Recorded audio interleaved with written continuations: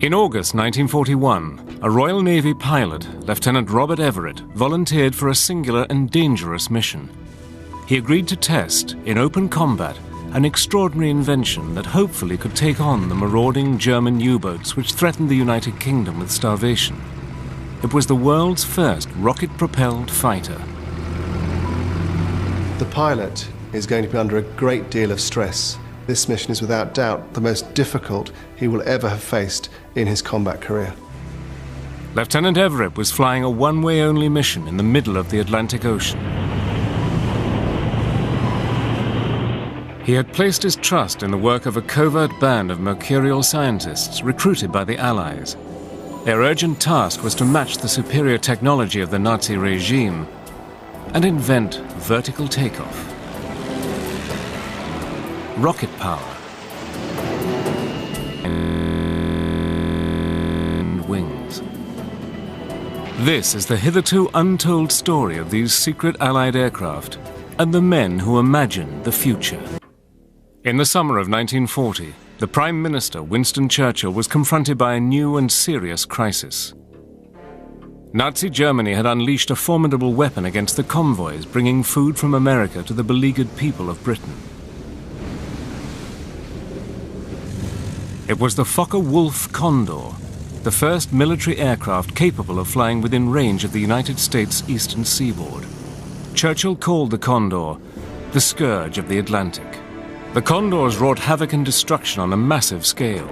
In a matter of months, they sank nearly 1 million tons of Allied shipping. Condor crews were the elite of the Luftwaffe. They mounted daring bombing raids at low altitudes. But the Condors had another and more ominous role to play. The Condor served two roles for the German Navy. It was a bomber attacking Allied ships, but it also became the eyes and ears of the U-boat fleet, able to spot oncoming convoys and signal their presence to the U-boat commanders.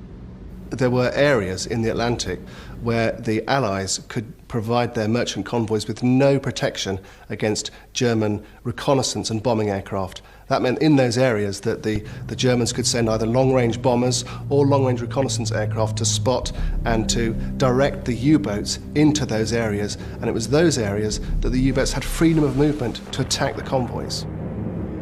The unholy alliance between the Condors and the U-boats threatened to bring Britain to her knees. Churchill admitted as much. Desperate to find an answer, he suggested a daring idea. British and American battleships were equipped with steam-powered catapults to launch spotter planes.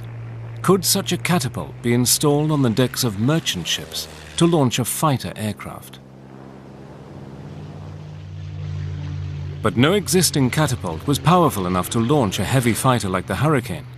So Churchill sought the help of the research unit at the Royal Aircraft Establishment at Farnborough.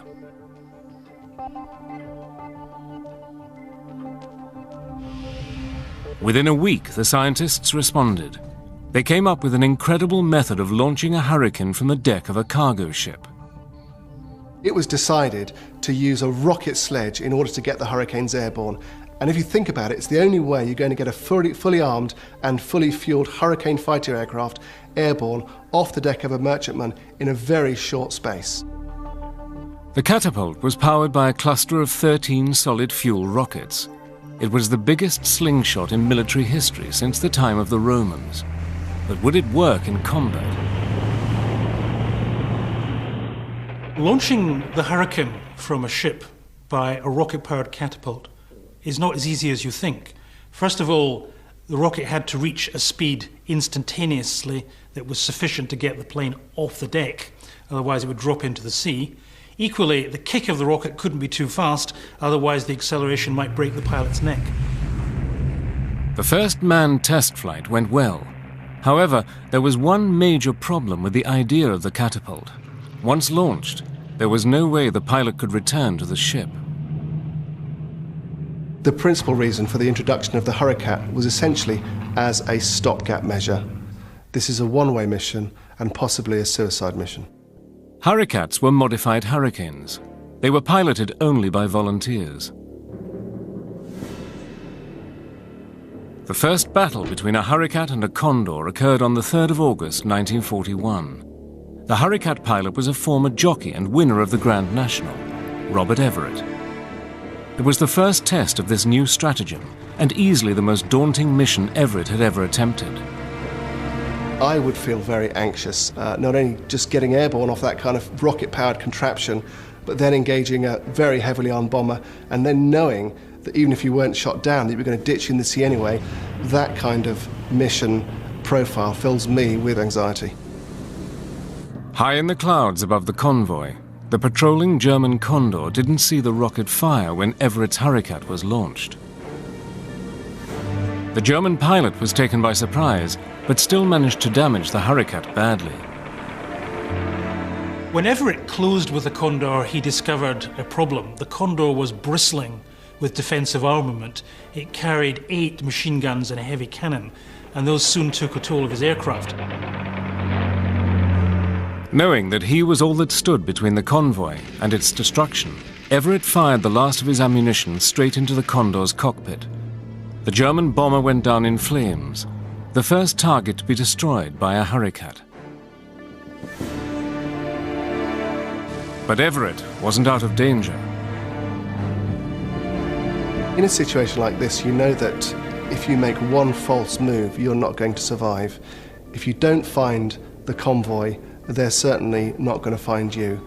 You're 40 or 50 miles away, and you could be anywhere as far as they're concerned, in any direction. So unless you find that convoy, you are almost certainly dead. But Everett's luck held. He nursed his aircraft at an altitude of 2,000 feet, and from there he spotted the convoy.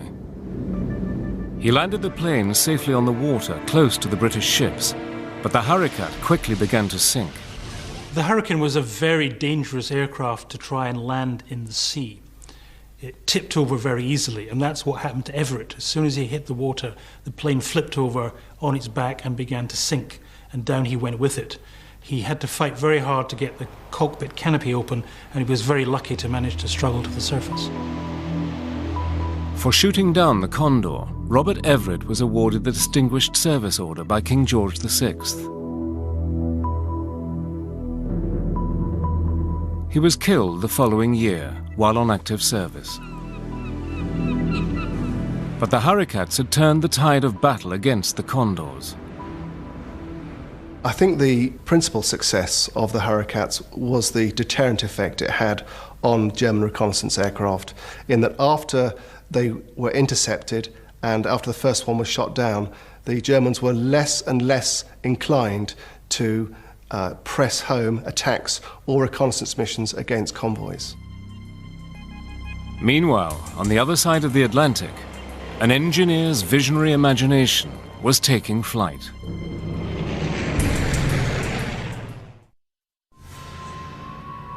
In early 1943, citizens of Stratford, Connecticut, reported sightings of strange saucer-shaped objects flying overhead. This flying saucer was America's first near-vertical takeoff aircraft. It was hoped it would prove the answer to the problem of providing ships at sea with fighter cover. Nicknamed the Flying Flapjack, it was the brainchild of an eccentric genius called Charles H. Zimmerman. Charles Zimmerman typified the kind of engineer that we saw in the United States emerging and working in the field after the 1920s. America discovered that she was very far behind the European countries in the development of high-performance fighter aircraft. Charles Zimmerman was one of the people who led the drive to make up that deficit. In 1933, Zimmerman had joined the NACA, the National Advisory Committee for Aeronautics, the predecessor of NASA. The NACA was an extraordinary organization in that it rebuilt the technical excellence of American technical work. The NACA created, for example, a far better understanding of how one should design wings. At the NACA, Zimmerman's objective was to envisage the perfect wing shape. If he succeeded, he could design an aircraft that was light years ahead of its time. He is fascinated by the notion of developing an airplane that has a tremendous speed range, that on one hand would have a very high speed, on the other hand would have a very low-end landing speed. An ordinary aircraft wing has a wide span from root to tip in order to create lift. This is called a high aspect ratio wing. The way an aircraft wing works is by creating different areas of pressure. What this means is that we have the wing here, and as the airflow hits the leading edge, it has further to travel from there to there as it does from there to there. This creates low pressure here and high pressure here, and as the air tries to get from the high pressure area to the low pressure area, it pushes the wing up. But an ordinary aircraft wing has a drawback.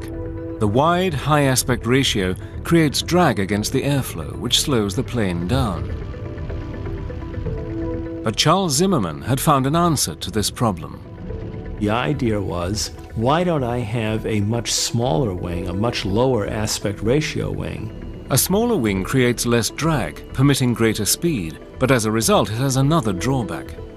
When the spill happens over the side of those short stubby wings, as happens on all wings, as the air moves from the low to the high pressure, it causes turbulence on the edge of the wing and therefore reduces and increases drag. Now the effect that has overall on the wing is greater on short stubby wings as opposed to long wings. To force its way through the resulting turbulence, the aircraft has to burn more fuel. Charles Zimmermann was the first man to discover a way to overcome this obstacle. Zimmermann's solution to the problem was breathtakingly simple. To stop the air from spilling out under the wingtips, he decided to move the engines to the wingtips so that the spinning blades of the propellers pushed the air back under the wing. The problem of turbulence having been solved, the smaller wing did indeed produce less drag and greater speed. But the new design had an even more revolutionary property: vertical takeoff. What he's looking at is something in many ways that's akin to what we would consider the tilt rotor today. His idea basically is to develop what we would call a super STOL, a super short takeoff and landing airplane. Zimmermann found that the unique characteristics of the low aspect ratio wing, combined with the wingtip propellers, caused the aircraft to float vertically off the ground, if in the presence of a strong enough wind.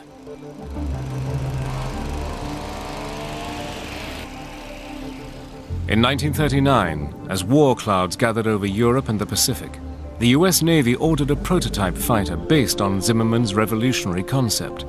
It was named the V-173.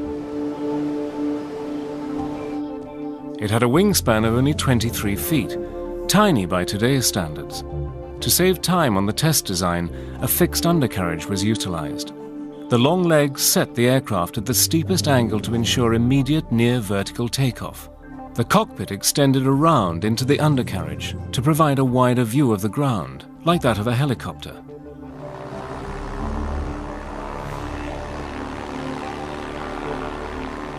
The V-173 flew for the first time on the 23rd of November 1942. The manufacturer's chief test pilot, Boone T. Guyton, was at the controls. On the very first flight, Boone Guyton had some real problems. The aircraft almost went out of control. But it flew so slowly, he got it back on the ground. There they discovered that the problem wasn't in the design of the aircraft itself, it's simply that the controls had been wired up incorrectly. The V-173, like many experimental airplanes, was an airplane that was not really suited for production itself. It demonstrated the basic concept that Zimmermann was trying to achieve, the fact that you could develop a controllable aircraft that had a reasonable range between low speed and high speed, that had all the attributes of a STOL aircraft. After some adjustments, the Flying Flapjack was soon performing exactly as Zimmermann had predicted it would. Facing into a 25-mile-per-hour wind, the V-173 took off vertically into the air. The V-173 was an aircraft that was a challenge to fly, but having accepted its limitations, the pilots who flew it were really quite astounded by the high degree of control effectiveness they did have over this configuration. There were occasional accidents during the test flight program. On one occasion, the fuel line of the 173 was blocked, and it came down on Lordship Beach in Connecticut, much to the surprise of the local sunbathers. But the plane flew so slowly, almost like a helicopter, that it came down gently on the sands and was undamaged. Meanwhile, in the Pacific, the United States faced the difficult task of capturing small islands for bases and building airstrips on them. A vertical takeoff fighter would be tremendously useful. The US Navy ordered a full-scale fighter version of the Flapjack. The new fighter aircraft was designated the XF-5U. With a takeoff and landing speed of just 40 miles per hour, it could also reach a top speed of 500 miles per hour, phenomenal for any plane of its day. And the speed and agility of the XF-5U could match any jet fighter then in service. The XF-5U was powered by two Pratt & Whitney twin Wasp engines. It was armed with 6 Browning machine guns and carried 2 1,000-pound bombs. But other engineers were also experimenting with a saucer-shaped wing. In Nazi Germany, work had begun in secret to develop a prototype aircraft nicknamed the Flying Beer Tray. The Germans were intrigued by the low aspect ratio wing, but they never actually made the breakthrough that Zimmermann had towards putting the engines on the side of the wings. The prototype fighter version of the Flapjack was finally rolled out of the factory on the 25th of June 1945, but at that moment, the world of aeronautics was changing with dizzying speed. We were undergoing a radical paradigm shift in aeronautics, and that paradigm shift was from the era of the propeller-driven, piston-powered airplane to the era of the turbojet. The imperative to develop jet engine technology at the end of World War II was very, very strong. Piston engine aircraft design and technology had just about reached the end of the road. In 1946, the XF-5U was finally unveiled to the public. Immediately, stories began to appear in the media speculating that the strangely shaped plane was a cover for a top-secret flying saucer program. This publicity did not endear Zimmermann's Flying Flapjack to conservative elements in the military hierarchy. By 1947, Zimmermann had solved all the problems and the aircraft was ready for its first flight. And suddenly, the United States Navy cancelled the entire project and ordered the prototype to be scrapped. What is incomprehensible to me is after having gone to all this trouble and investing the sums of money necessary to bring this aircraft to fruition, the aircraft would be willfully destroyed before first flight, because it would have been very, very valuable to the subsequent history of STOL aircraft development and subsequent use and employment of STOL aircraft if we had the data from an aircraft such as the XF-5U-1 to place alongside the data from the V-173. Zimmermann's pursuit of a vertical takeoff fighter was not forgotten, but it was not until the 1970s that the American military finally acquired such an aircraft, the Harrier jump jet, imagined, designed, and made in Britain. Ultimately, Zimmermann's Flapjack was sidelined by the United States' passion for the radical new technology, jet propulsion.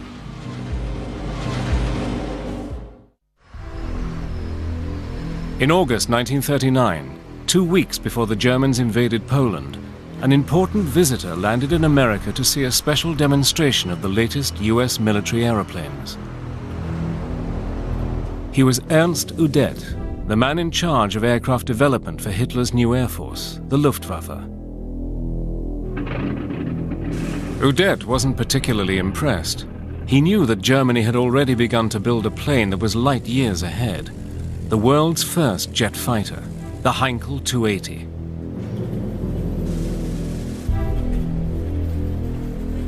The story of the United States and the jet engine is a story of acute national embarrassment.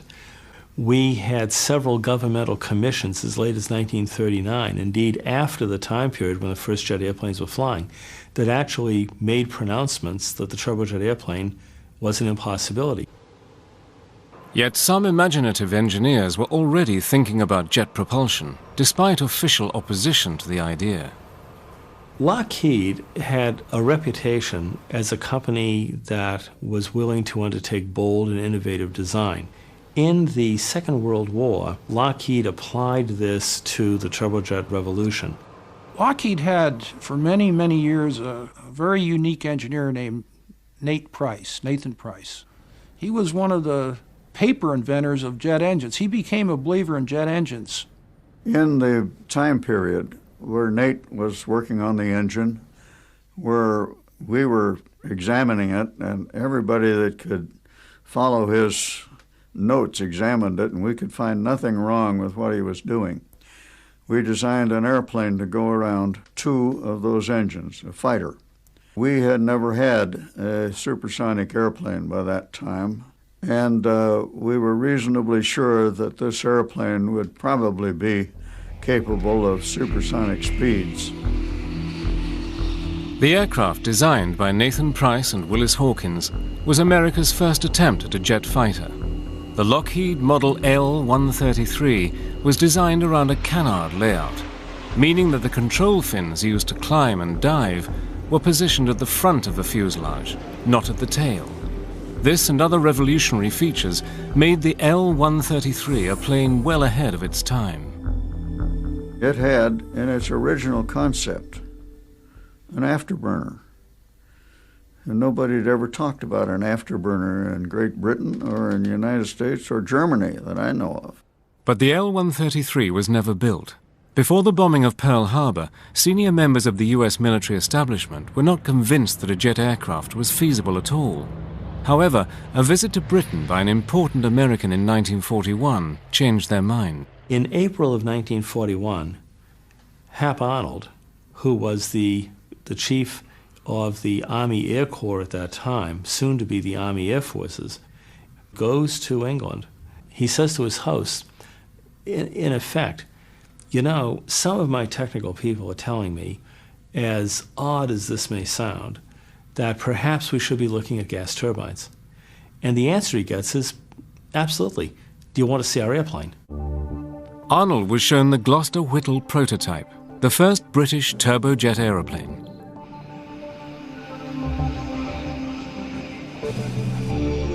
He was astonished.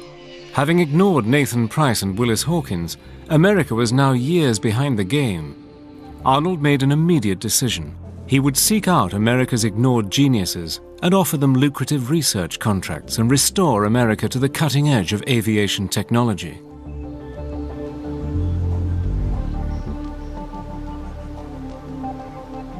One of the first to accept his challenge was Jack Northrop from Newark, New Jersey. Jack Northrop is an absolutely extraordinary individual.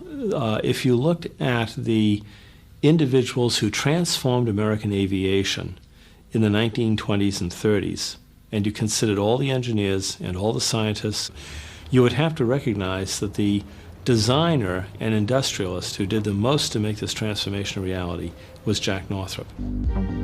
Like Charles Zimmerman, Northrop could see the design flaws of conventional planes. He questioned the employment of a heavy fuselage. Why not, for long-range missions, simply design a flying wing, saving both weight and fuel? Northrop presented Hap Arnold with a design for a flying wing bomber that could travel non-stop from the eastern seaboard of the United States to Berlin, a round trip of 6,000 miles. Arnold immediately ordered a prototype to be called the N9. These were the days before computers, and no one had yet designed a flying wing that was stable in flight. Jack Northrop had the answer. He attached simple slats to the leading edge of the wing. If the plane flipped over, the slats deployed automatically to restore its balance. Ground tests of the N9 began on the 20th of December 1942, a year after Pearl Harbor. The first test flight took place in the Mojave Desert on the 27th of December. Northrop's flying wing was a great success. He now approached Hap Arnold with another radical idea. It was to fit the N9 with a rocket motor to make it capable of taking on the new German jets. the first new prototypes revealed yet another dazzling Northrop innovation. Like the Wright Flyer, the pilot lay on his stomach, controlling this aircraft to give it absolutely minimal frontal profile. On the 5th of July, 1944, America's first manned rocket plane, the XP-79A, made its maiden flight. Now, Northrop had wanted to power this aircraft with a very exotic rocket engine called the rotojet. But the rotojet was so incredibly dangerous, and its development was so torturous, that instead the decision was reached to power it with two Westinghouse jet engines. The Army called this version the XP-79B. Employing another revolutionary idea, it would behave like a flying chainsaw. The XB-79, sometimes called the Flying Ram, was an airplane that was armored with 4 50 caliber machine guns, and it also had reinforced leading edges on its wing because it was hoped that it could actually ram and survive a ramming of an enemy aircraft, typically an enemy bomber. By September 1944, it had become clear the construction of the new jet engine was behind schedule. So the Army decided to cancel Jack Northrop's revolutionary fighter. But the engineer was convinced his flying wing was the way of the future and continued to work on the project using his own money.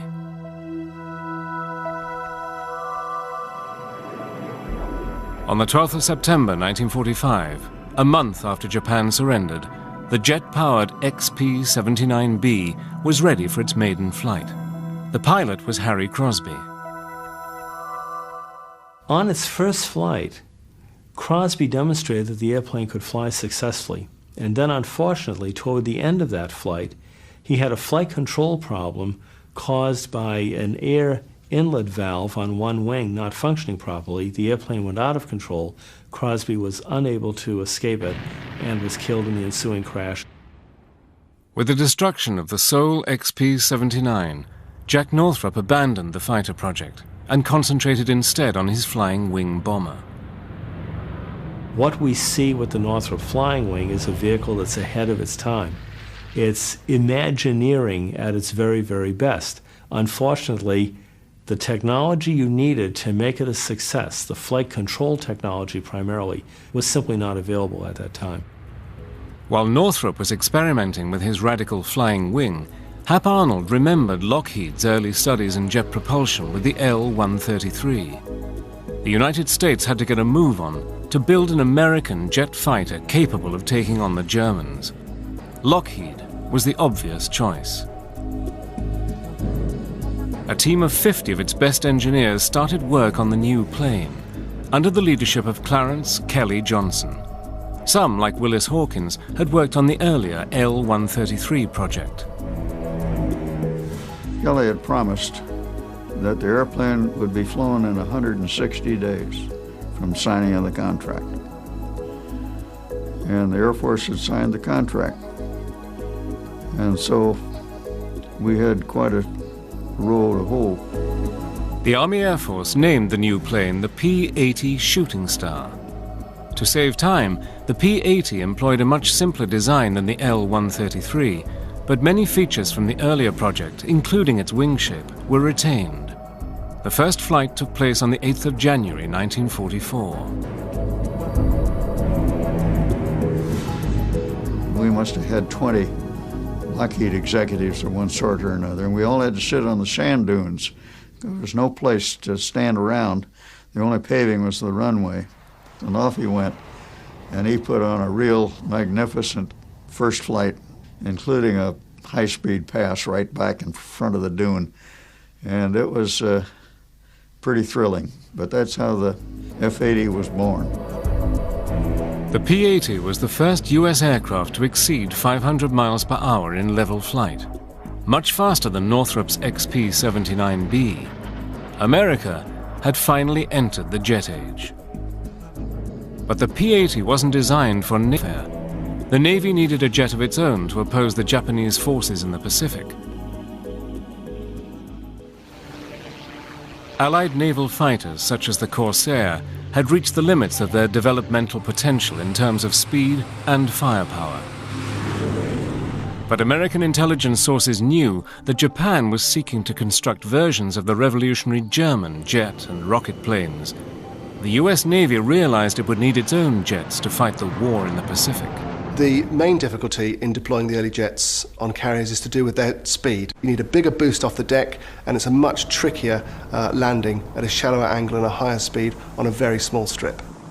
Then the Navy got an idea. Why not develop an aircraft that would have the gentle coming aboard characteristics, if you will, of a conventional propeller-driven airplane, and yet on the other hand would have the performance potential of a jet airplane.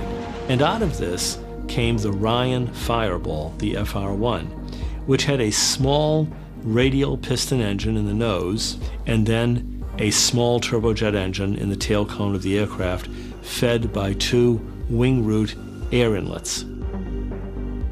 As the US Navy raced to introduce the Fireball into service, scientists in Britain were working on an even more radical solution to these problems. Their immediate impetus was the imminent invasion of the Japanese home islands. The one thing that the British lacked was big aircraft carriers, and therefore they would lack air cover for any potential invasion fleet. The solution was an aircraft unique in aviation history, a jet-powered flying boat fighter plane. Its nickname was the Squirt. Its test pilot was Captain Eric Brown. It was big for a fighter, but it had good performance. It had two axial flow engines and well armed, maneuverable. It had everything, in fact, that you could expect from such a design. Despite its bulbous, unaerodynamic shape, the Squirt could reach speeds of over 500 miles an hour. And because it didn't need a heavy undercarriage or complicated landing gear, it was highly maneuverable in the air. Nevertheless, taking off and landing on water was hazardous. It was a very pleasant aircraft to fly, but I had a problem occur on landing. I touched down and I was running along at about 100 miles an hour, quite smoothly, when there was a tremendous crash. Brown had struck a piece of wood floating in the water. It shot out like a cannon and struck one of the floats, knocking the float clean off, the starboard float, and the aircraft cartwheeled over. The cockpit, of course, side down in the water at this stage. The pilot was fortunate to escape the sinking plane. I got out of it all right, and when we looked at the hull after, we found that a hole about 4 feet square had been cut in the hull by this mast. Hidden among palm trees in the Pacific Lagoon, the Squirt could swoop up into the air to escort attacking Allied bombers or defend invasion craft from Japanese jets. I would say it was a sound concept, and if the Japanese or the Far Eastern War hadn't concluded when it did, I think it would have been a very useful adjunct to our forces there. But the American Fireball and the British Squirt were both overtaken by rapidly advancing technology. In late 1945, a pure jet fighter successfully landed on an aircraft carrier for the first time. It was flown by the Squirt's test pilot, Eric Brown. However, the plans for an invasion of Japan called for a lot more than new jet fighter aircraft.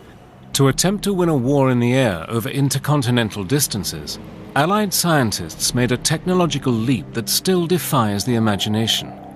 It was the biggest man-made machine ever devised, and it was made out of ice.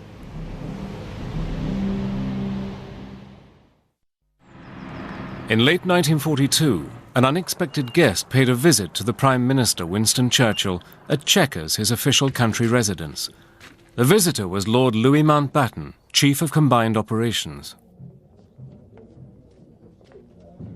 As it happens, Churchill is in the bath, but that doesn't stop Mountbatten. He goes in and he drops into the water of the bath a block of what looks like ice.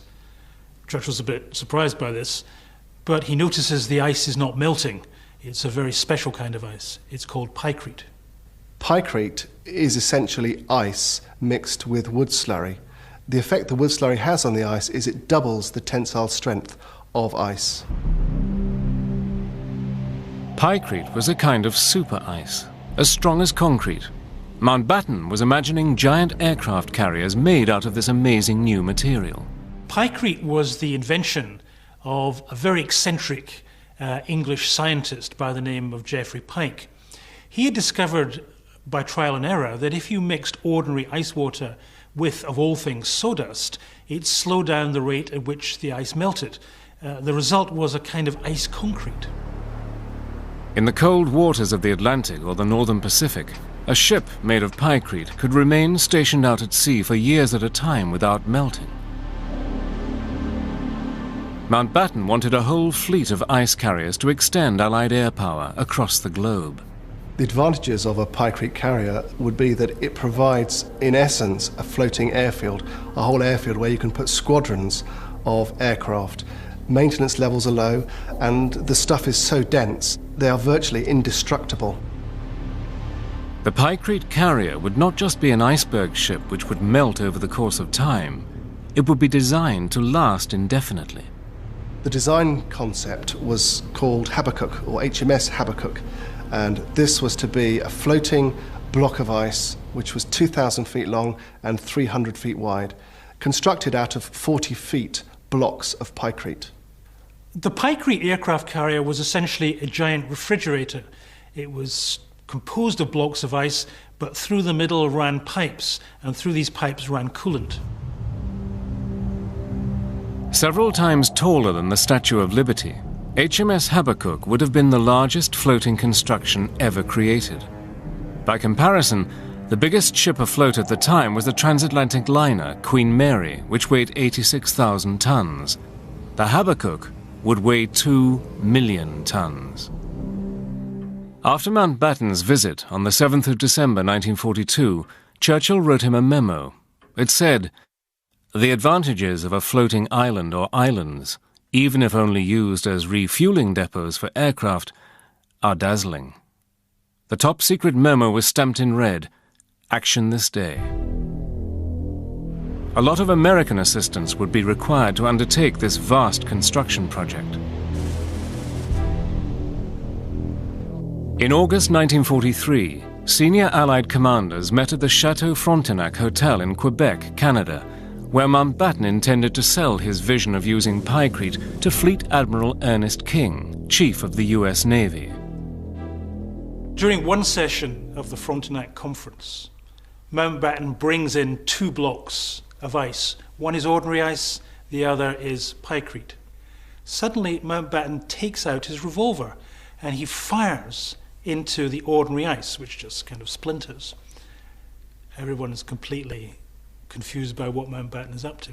And he takes his revolver and he fires at the pykrete, which is so strong, of course, that the bullet bounces off. In fact, it ricochets into Admiral King and nicks his leg. Fortunately, Admiral King wasn't fazed. He even seemed impressed by this unorthodox pitch of a weird idea. The Americans agreed to help build a prototype of HMS Habakkuk. Steaming down from the Aleutian Islands, a fleet of Habakkuks could launch both fighters and giant B-29 bombers against Japan. Building HMS Habakkuk and her sister ships would negate the need to capture Japanese-held Pacific Islands for use as Allied air bases, and tens of thousands of Allied soldiers could be spared the grim ordeal of jungle warfare. But the ice ships were never launched. The money and resources needed to build them were diverted to other projects. The project was eventually cancelled for a number of reasons. I think the first of which was because the war was at that stage being won by more conventional methods. A lot of conventional aircraft were coming on stream, and so the tide was turning against Germany and also against Japan. By the time the prototype of the Pykrete aircraft carrier was ready, the war had moved on. America was already building the atomic bomb. It had already started to build large numbers of new aircraft carriers. In effect, time had run out for Pykrete. The day of the maverick inventor was drawing to a close. The need to develop revolutionary new technology took second place to winning the war by more orthodox means. America's vast industrial powerhouse was churning out thousands of conventional aircraft every month. Small escort carriers were mass-produced by the hundred, giving the Allies the vital advantage they needed to dominate the seas.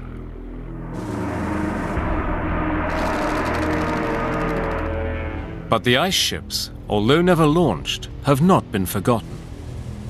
Since World War II, there have been numerous proposals to build commercial ships or indeed floating islands made out of Pykrete. The latest idea is to build such an island that would house what would be an independent community, free of other governments in the world and free of any kind of taxation. The Second World War saw the birth of a whole panoply of radical new technological advances. In the frenzy of innovation, not all projects made it to completion. Some failed through lack of support or resources, some because of technical limitations, and some were simply too far ahead of their time. Many of these secret Allied aircraft projects didn't make it into combat, but that's not the point. They were the products of great minds willing to think outside the obvious, and that's what creates the spirit of progress. These are individuals that are facing real-world crises and challenges. When you understand what they were trying to do, sometimes these design choices, as flawed or as odd or as weird as they may be, start to make a lot better sense. And it is very surprising sometimes when you see how these return in very dramatic form many years later in much more successful fashion. Charles Zimmermann's original flying flapjack didn't actually ever take off, but his dream of vertical takeoff technology has inspired aircraft designers ever since. When you take a look at the tilt rotor that you see today with the V-22 or the XV-15 that preceded it, these are really the technical heirs of the kind of approach and work that we first saw undertaken by Charlie Zimmermann with the V-173. Another Second World War genius who lived to defy the odds was Jack Northrop. After 1945, he attempted to build more fantastic aeroplanes for the military, including the XB-35 flying wing bomber, originally intended to bomb Berlin. But the powers that be remained skeptical of flying wings that were difficult to control without the benefit of yet-to-be-developed computer technology. After World War II, Northrop built a large flying wing bomber, and this proved very successful. Yet again, though, it was too radical for the military, so it was never put into production. And that cost Northrop a lot of money. As a result, he lost control of his company. However, Jack Northrop was finally vindicated. Before he died, he was taken to where Northrop was working on the B-2, and he looked at the assembled individuals there who included a galaxy of Northrop designers and engineering personnel, and he said, "Now I know why God has let me live so long." Northrop's Second World War flying wing was the forerunner of the B-2 Spirit stealth bomber, which flies over the Mojave Desert today, just as its predecessor did when it first ventured into the sky. The B-2 will still be in service on the 100th anniversary of the legendary XP-79. In the end, Jack Northrop and his fellow designers established one thing beyond doubt. Genius is